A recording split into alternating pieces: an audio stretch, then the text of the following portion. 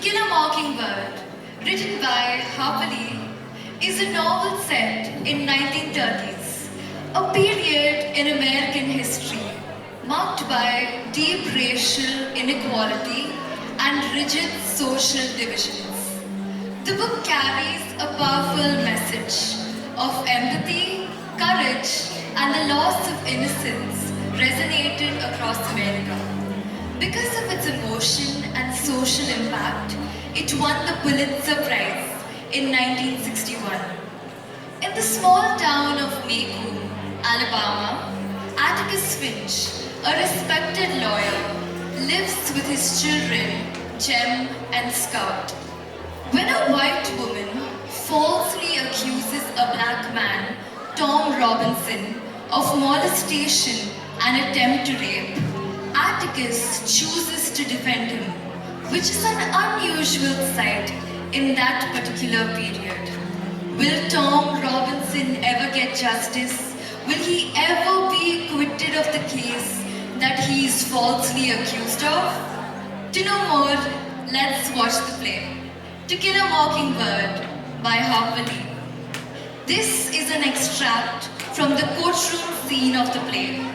The trial unfolds inside the Macomb courthouse, a place that reflects the racial divide during the 1930s. The courtroom itself is split, white citizens seated on one side and the black community on the other.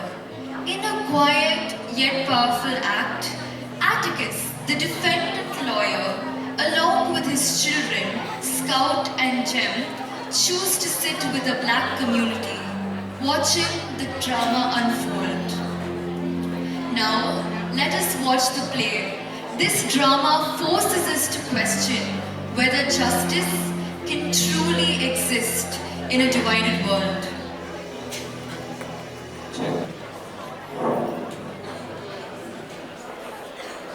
All rise. The court is now in session. The Honorable Judge Taylor presiding. Please be seated and come to order. Calling of case number 1211 of the state versus Tom Robinson. Will the defendant please rise and state your full name? My name is Tom Robinson. Are you represented by an attorney? Good morning, Your Honor. My name is Atticus Finch, appearing for the defendant, Mr. Tom Robinson. Good morning, Your Honor. My name is Gilmer, appearing for prosecution. Is the prosecution ready to proceed? Yes, Your Honor. Is the defense ready? Yes, Your Honor. Very well.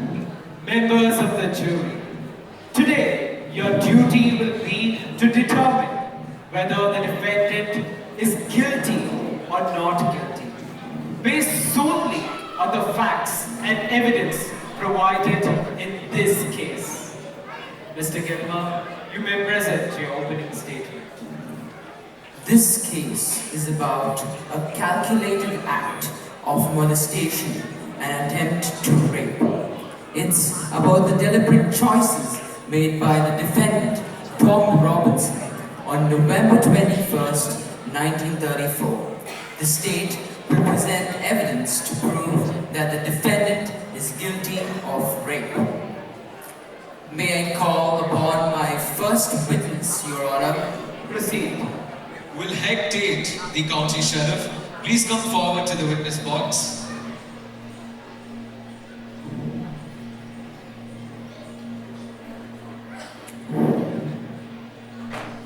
Swear to tell the truth, the whole truth, and nothing but the truth? Yes.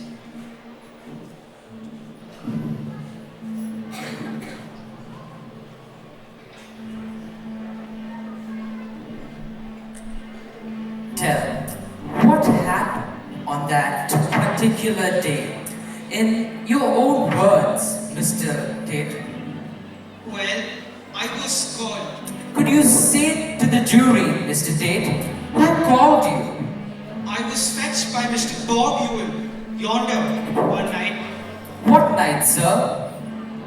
The night of November 21st. I was leaving my office to go home when Mr. Ewell came in. Very excited he was and said, "Get to his house quick. Some Negro had attacked his girl." Negro? Did you go? Certainly. Got into the car and went out as fast as I could. And what did you find? Found her lying on the floor. She was pretty well beat up, but I heaved her to her feet and she washed her face in the bucket and said she was all right. Go on. I asked her who hurt her like that, and she said it was Tom Robinson. Asked her if he beat her up like that. She said yes, he had. Asked her if he took advantage of her. She said yes, he did. I went down to the Robinsons and I brought him back. And she identified him as the one. So I took him in. That's all there was to it. Thank you. Any questions, Atticus? Yes. Did you call a doctor, Sheriff? No, sir. Why not? It wasn't necessary, Mr. Finch, but she was mighty banged up. And you didn't. He answered the question, Atticus. Just wanted to make sure, Judge. Now, Sheriff, you say she was mighty banged up. In what way? Just describe her injuries, Meg. Well, there was already bruises coming up on her arms, and she had a black eye started. Which eye? Let's see. Her left. Her left? Her left facing you? Or her left looking the same way you were? That would make it her right. It was her right eye, Mr. Finch. I remember now. She was banged up on that side of her face. Please repeat what you said. Her right side. That's all, Meg. Your Honor, may I call upon my next witness, Mr. Robert Ewell. Will Robert Ewell please come forward to the witness box?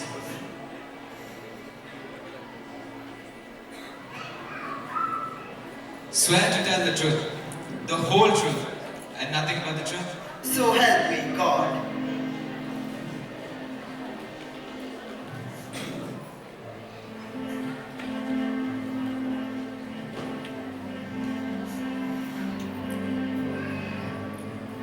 Mr. Robert Ewell, That's my name, Captain. are you the father of Mayela Ewell? Well, if I ain't, I can't do anything about it now. Her ma is dead. Are you the father of Mayela Ewell? Yes, sir. Get this straight. There will be no audibly obscene speculations on any subject from anybody in the courtroom. Do you understand? Proceed, Mr. Gilmore. Thank you, sir. Mr. Ewell, tell us, what happened on that evening of November 21st? I was coming in from the woods with a load of kindling, and just as I got to the fence, I heard Mayala screaming like a stuck hog inside the house. What time was it, Mr. Ewell? Just for sundown. As I was saying, Mayala was screaming like... Yes, she was screaming. She was raising this holy racket. So I took my load and ran as fast as I could up to the window. And I see that scumbag yonder attacking my Mayala. Mr. Jem, take Miss Scout Louise home. Mr. Jem, do you hear me? Scout, go home. Scout, go home. Jem, you and Scout go home. You can't make me. I think it's okay and evident. She doesn't understand. I most certainly do. I can understand anything you can. This ain't fit for Miss Scout Louise or you boys either.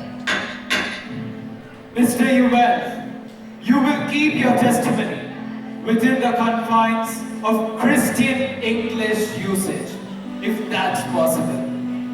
Go ahead, Mr. Gilmore. Where were we? We were... Mr. Ewell, did you see the defendant attacking your daughter? Yes, I did. Thank you, sir. You said you were at the window. Yes, sir. Did you have a clear view of the room? Yes, sir. How did the room look? All slung about like there was a fight. What did you do when you saw the defendant? I ran around the house to get in, but he ran out of the front door just ahead of me. I saw who he was, but I was too distracted about Mayala to run after him. Mayala was in there squalling, so I ran in the house. Then what did you do? I ran for hectic as quick as I could. I know who it was, alright. Passed the house every day. Lived down yonder in that black nest. Judge, have asked this county for 15 years to get rid of that nest down yonder. They are dangerous to live around. Besides, devaluing my property. That's all. Thank you, Mr. Ewell. Just a minute, sir. Could I ask you a question or two? Sure, go ahead. Thank you, Mr. Ewell. Folks were doing a lot of running that night. Let's see. You say you ran to the house. You ran to the window. You ran inside and you ran for Mr. Tate. Did you, during all this running, run for a doctor? Wasn't, no need to. Didn't you think the nature of your daughter's injuries warranted immediate medical attention? Never called a doctor in my life. If I had, it would have cost me $5. That are the questions. Not quite, Mr. Ewell. You heard the sheriff's testimony, didn't you? Yes. Do you agree with his description of Mayala's injuries? Her right eye blackened and that she was beaten around the... Yeah, I hold with everything Tate said. Mr. Tate said her right eye was blackened. I hold with Tate. Mr. Ewell, can you read and write? Objection. Can't see what witnesses' literacy has to do with the case. Irrelevant and immaterial. Judge, if you'll allow the question, plus another one, you'll soon see. All right, but make sure we see Atticus. Overruled. Will you write your name and show us, Mr. Ewell? I most positively will. How do you think I sign my relief checks?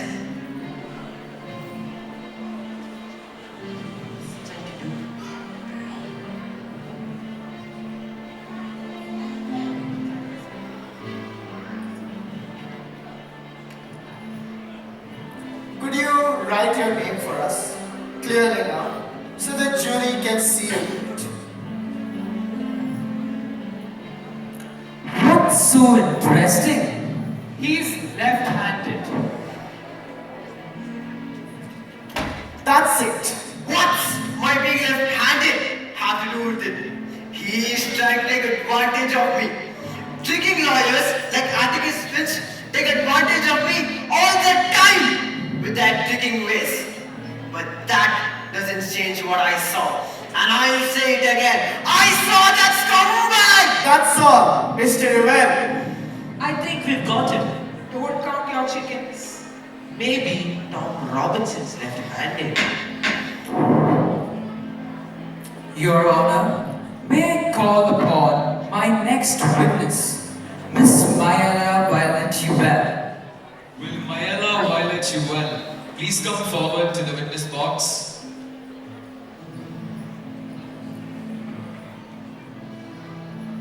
Swear to tell the truth, the whole truth, and nothing but the truth. Yes.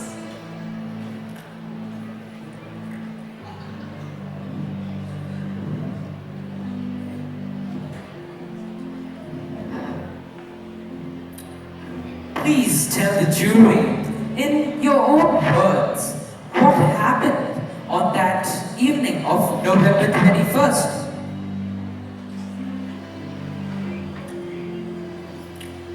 Where were you at dusk on that evening? On the porch. What were you doing on the porch? Just tell us what happened. You can do that, can't you? What are you scared of?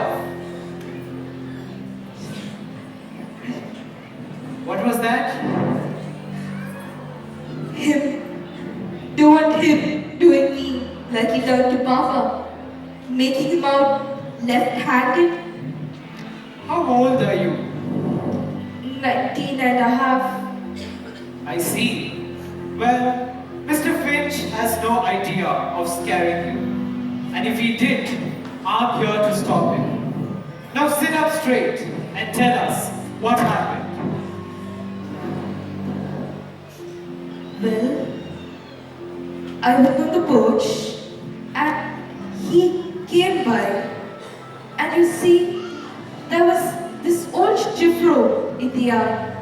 Papa bought it to bust for kindling.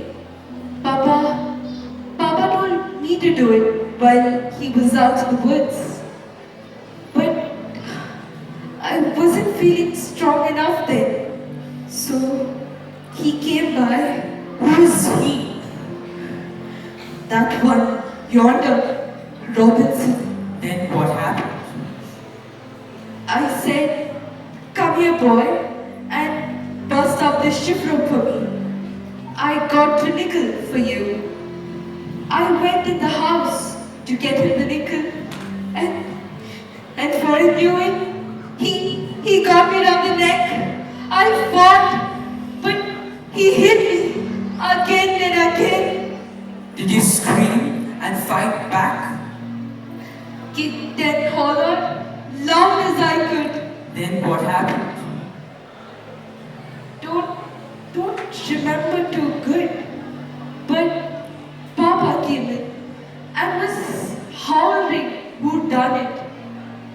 Then I sort of fainted, and the next thing I knew, Mr. Tate, he was helping me over to the water bucket. You fought Robinson hard as you could, tooth and nail? I positively did. That's all for now. But stay here. I expect Big Bad Mr. Finch has some questions for you. State will not prejudice the witness against counsel for the defense. Thank you, Judge. Miss Mayala, I won't try to scare you for a while. Not yet. First, let's get acquainted. How old are you? Said I was 19. Said it to the judge yonder. How many sisters and brothers have you? 7. You are the oldest? Yes. Miss Mayala, how long has your mother been dead? Don't know. Long time. How long did you go to school? 2 years, 3 years, don't know. Miss Mayala, a 19-year-old girl, must have friends. Who are your friends? Friends? Don't you know anyone near your age? boys, girls, just ordinary friends. You making fun of me again, Mr. Finch? Do you love your father, Miss Myla? Love him? What do you mean? Is he good to you? Is he easy to get along with? He does tolerable. Except when... Except when? I said he does tolerable. Except when he's drinking, when he's riled. Has he ever beat you? Answer the question, Miss Myla. My boss never touched a hair on my head. We have had a good visit, Miss Myla. Now we'd better get up to the case. You say you asked Tom Robinson to come and chop up a... what was it? A shipro, an old dresser. Was Tom Robinson well known to you? What do you mean? Did you know who he was, where he lived? I know who he was. He passed the house every day. Was this the first time you ever asked him to come inside the fence? Was this... Yes, it was. You have never asked him to come inside the fence before? No, I did not. You have never asked him to do odd jobs for you before? I might have. Can you remember any other occasions? No. Alright. Now to what happened. You say Tom Robinson got you around the neck. Is that right? Yes. You say he caught me and choked me. Is that right? That's what I said. Do you remember him beating you about the face?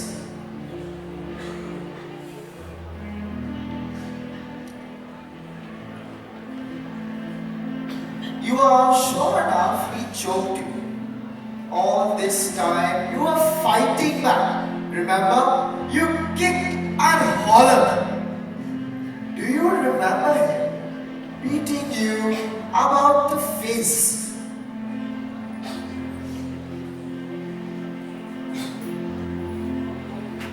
It's an easy question, Miss Mayala. So I will try once more. Do you remember Tom Robinson beating you about the face? No, I don't remember if he hit me. I mean, yes, he hit me. Was your last sentence your answer? Yes, he hit me. I just don't remember. It all happened so fast that Don't cry, young woman. Let her cry if she wants to, Judge.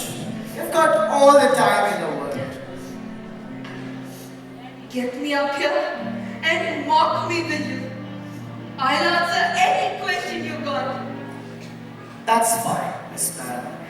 There's only a few more. Will you identify the man who attacked you? Yes, that's him, right yonder. Tom, stand. Let Miss Mayala have a good look at you. Is this the man, Miss Mayala? Scout, Reverend, his left hand, he is crippled. He was caught in a cotton shin when he was a boy. Tore all the muscles loose, like he bled to death.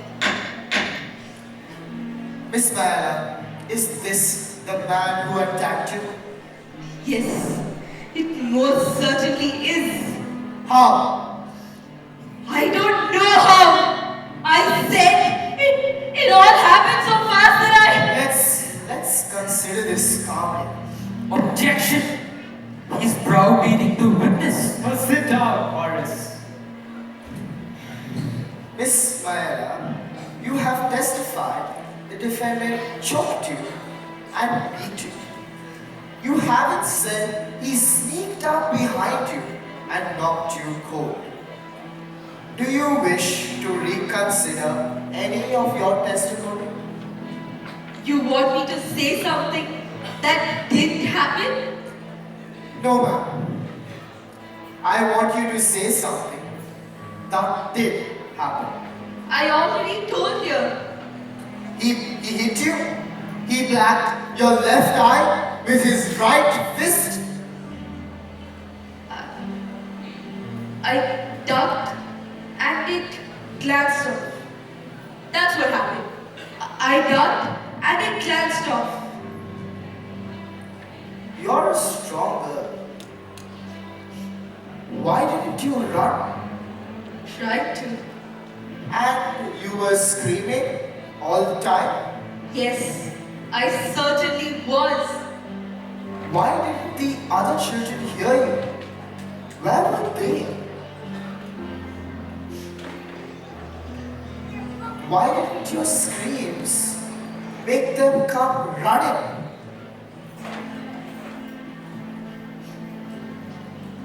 Or didn't you scream until you saw your father in the window? You didn't scream till then, did you?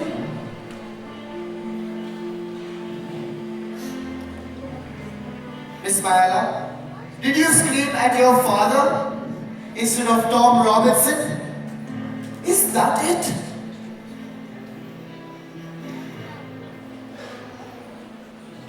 Miss Mayala, who beat you up? Tom Robinson? Or your father?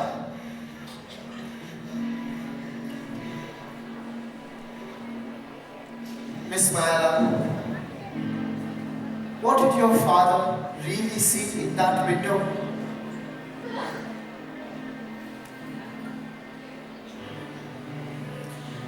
Why don't you tell the truth, child?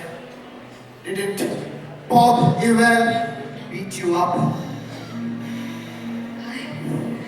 I got something to say. Do you want to tell us what happened? I got something to say. And I ain't gonna say it no more. That black man yonder took advantage of me.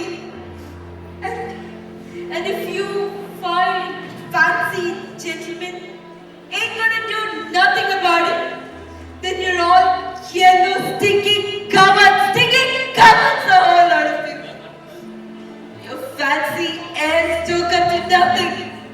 Your mammy and Miss Smiling don't come to nothing, Mr. Finch. That's all. You can step down now. Sir, the state rests. Shall we try to wind up this afternoon? How about it, Atticus? I think we can. How many witnesses you got? One, Well, call him. I call upon Tom Robinson. Will Tom Robinson please come forward to the witness box?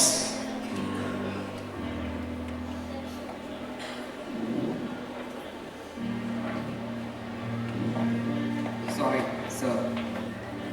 Swear to tell the truth, the whole truth, and nothing but the truth. I swear.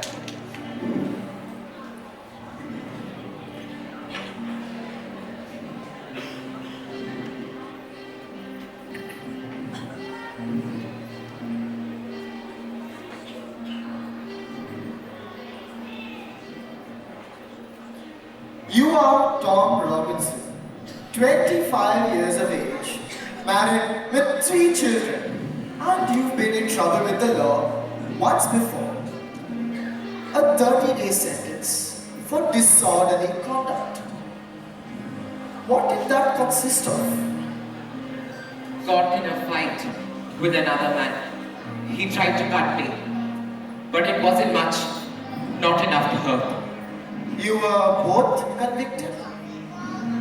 I had to serve because I couldn't pay the fine. The other fellow, he paid his. Tom, were you acquainted with Miss Maela Violet Ewen? Yes, sir. I had to pass her place, going to and from the fields every day. Whose field? I work for Mr. Linktees. So Tom, you pass the Ewen place to get to work. Is there any other way to go? No, sir. None I know of. Tom, would Miss Maela speak to you? Yes, sir. I taught my hat when I go by, and one day she asked me to come inside and bust up a shift room. When did she ask you to bust us up the shiver? Mr. Fitch, it was way last spring. After I broke it up, she said, I reckon I'll have to give you a nickel. And I said, no ma'am, there ain't no charge. Then I went home. But that was way over a year ago. Tom, did you ever go on the place again? Yes, sir. When? I went there lots of times.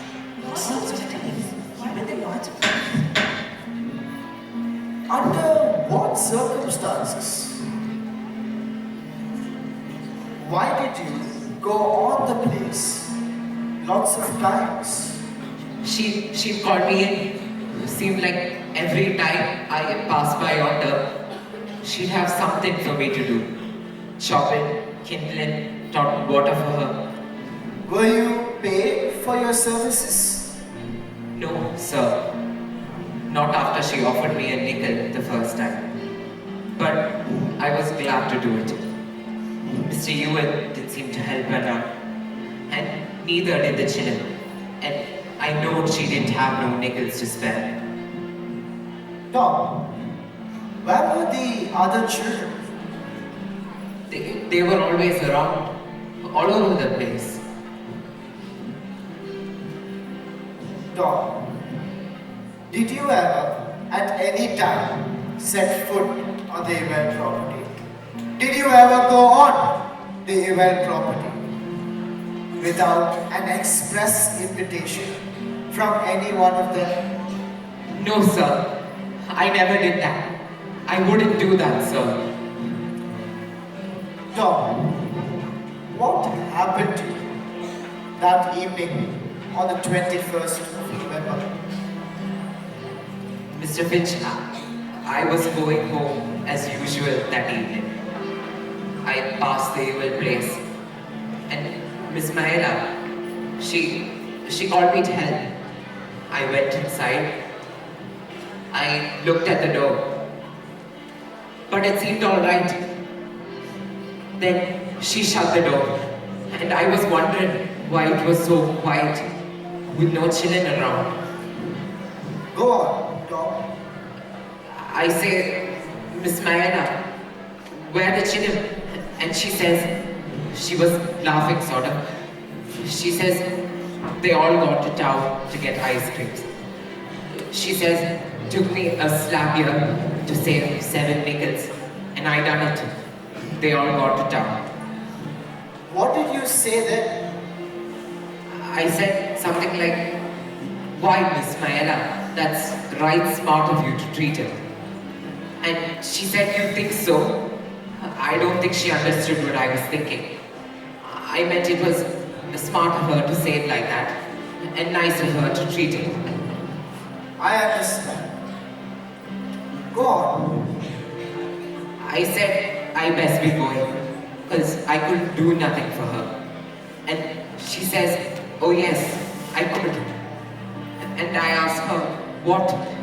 And she says, to just step on that chair yonder, and get a box down from on top of the shipper road. Not the same one you busted up? No, sir. Another one. See, I done what she told me. And just as I was reaching, she grabbed me around the legs, Mr. Fitch. She scared me so bad, I hopped down and turned the chair over. That was the only furniture disturbed in that room, Mr. Fitch. What happened then? Answer the question. When I got down off of that chair, she sort of jumped at me. Jumped? Violently? No, sir. She hugged me. She hugged me around the waist.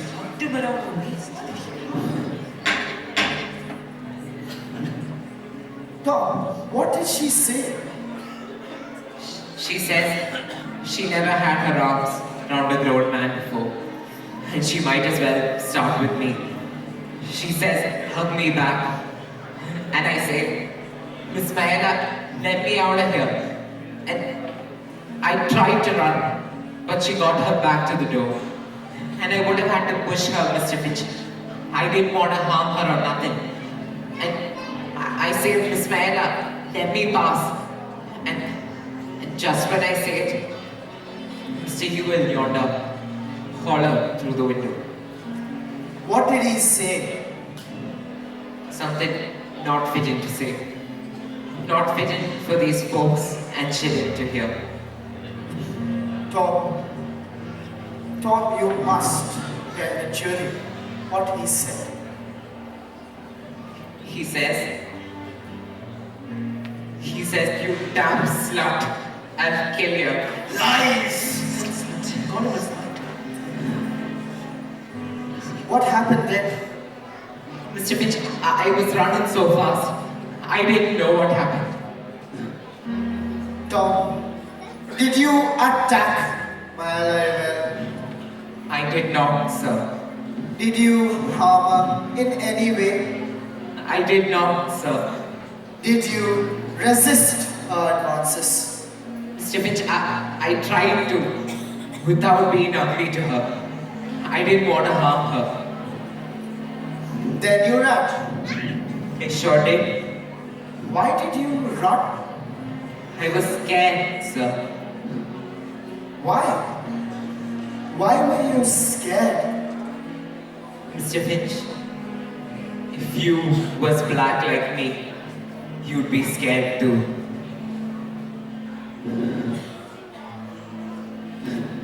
I want the whole lot of you to know one thing. Tom Robinson's worked for me for 9 years and I ain't had a speck of trouble out of him. Not a speck. That's enough, ladies. If you have anything to say, you can say it under oath and at the proper time. You're to disregard the remark from Mr. Link Days. Go ahead, Mr. Gilmer. You were given 30 days for disorderly conduct, Robinson. It was misdemeanor and it's in the record, Judge. Witness will answer though. Yes, sir. I got 30 days. You're pretty good at busting up chivalrons and kindling with one hand, aren't you? I reckon so, sir. Strong enough to choke the breath out of a woman? No, sir. I never done that. But you're strong enough. I reckon so, sir. Had your eye on her for a long time, hadn't you, boy? No, sir. I never looked at her. Then you're mighty polite to do all this chopping and hauling for her, weren't you, boy? I just tried to help. Looked like she didn't have nobody to help. She did all this chopping and work from sheer goodness, boy? I just tried to help her. I felt sorry for her. You felt sorry for her? Yes, sir. I felt right sorry for her. She seemed to try more than the rest of you. You felt sorry for her? You felt sorry for her? He felt sorry for her. Now, you went by the house, as usual, last November 21st, and he asked you to come in and bust up a shiveru? No, sir. She says she asked you to come in and bust up a shiveru. Is that right? No, sir.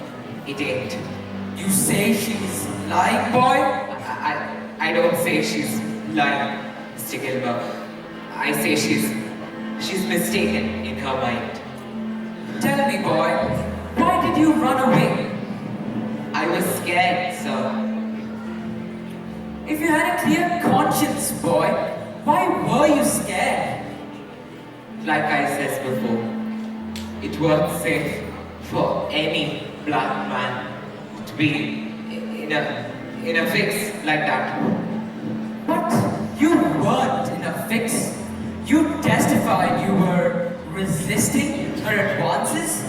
Were you scared she might hurt you, a big fellow like you? No, sir.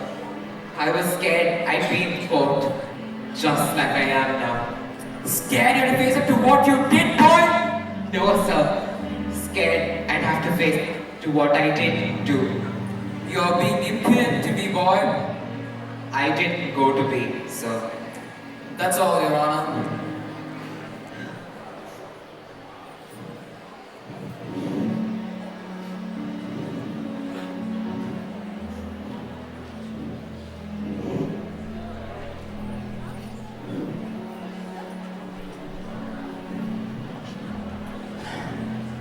With the court's permission.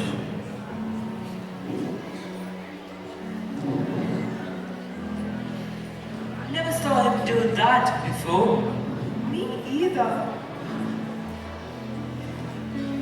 Ladies and gentlemen, today you are asked to judge a quiet, respectful black man who has been accused simply because he felt sorry for a white woman.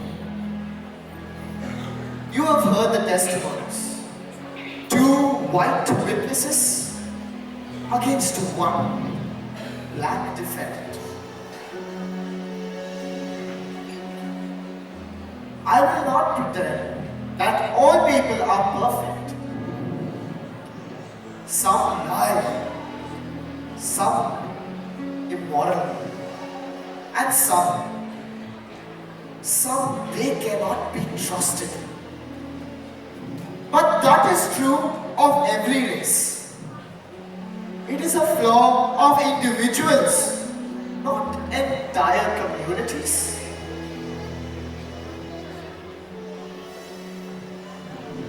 In this year of 1935, we claim that all men are created equal.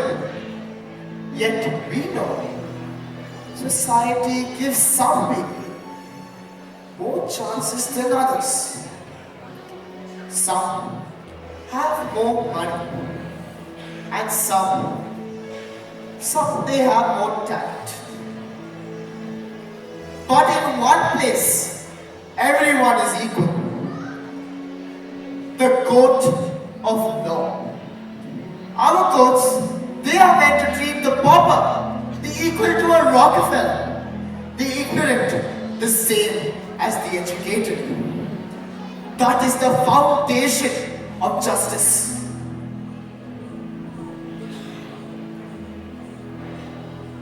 The evidence clearly shows that Mayala broke a rigid social code and then tried to cover her guilt by accusing Tom Robinson.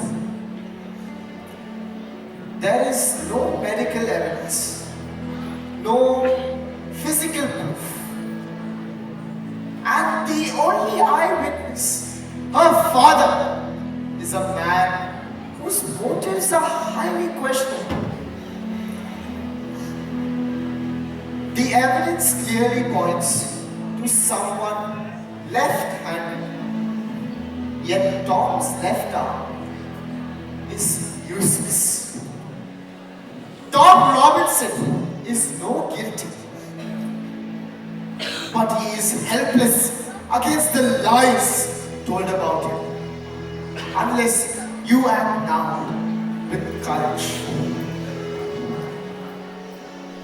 I have no idealist. I know that courts, they are only as strong and honest as the people who serve on the jury. And today, you are that jury. I am confident that you gentlemen will review the evidence without passion and come to a decision that restores this defendant to his family. In the name of God, do your duty. Did he say something else as he was walking back? I think he said, in the name of God, believe him. I now request the jury to go and deliberate on the evidence provided and come up with a verdict. Atticus believes in the jury for its integrity and system and order to prove the guilty innocent. In the meantime, Scout and Jem are left in suspense as they await the jury's decision. They are on the edge, waiting for what they hope will be a just outcome. But they fear the worst. Bob Ewell, an ignorant and sharp-tempered man, curses Atticus and threatens to kill him if he proceeds with the case. And when Atticus remains unmoved by the threat, Bob Ewell spits on his face. Atticus, yet didn't bat an eyelid, just takes out his handkerchief and wipes his face. As the jury resumes after a break, let us hope that the belief of Atticus, Scout, and Jem is fulfilled.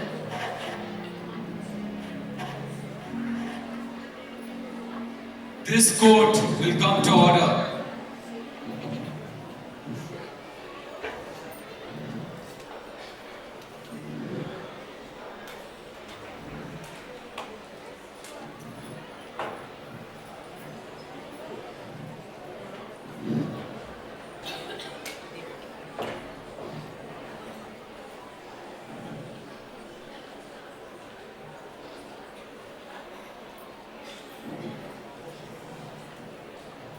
The jury finds the defendant guilty. No!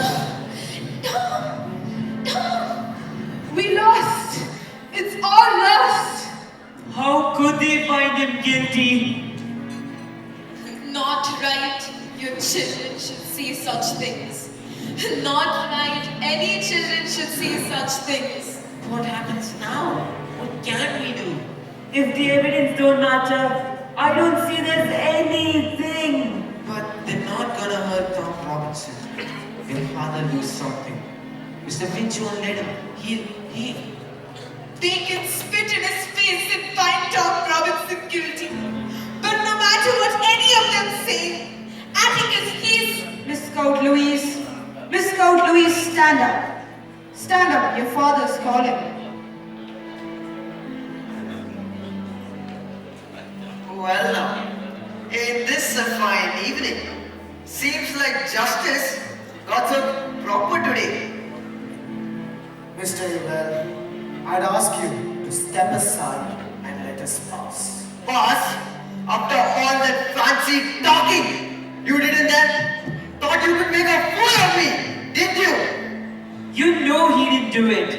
You know it. Boy, you best hush your mouth. Your pa here might read books, but he sure doesn't know the ways of folks like us. You think you've won something? Everyone knows you're lying. mighty bowl for young who don't know the world yet. Scout, enough. Mr. Abraham, I'll not stand here and argue with you. This trial is finished. Finished? Oh no, Mr. Finch. This is just the beginning. You dragged my name all through that courtroom. You made me look like something folks scrape off their boots.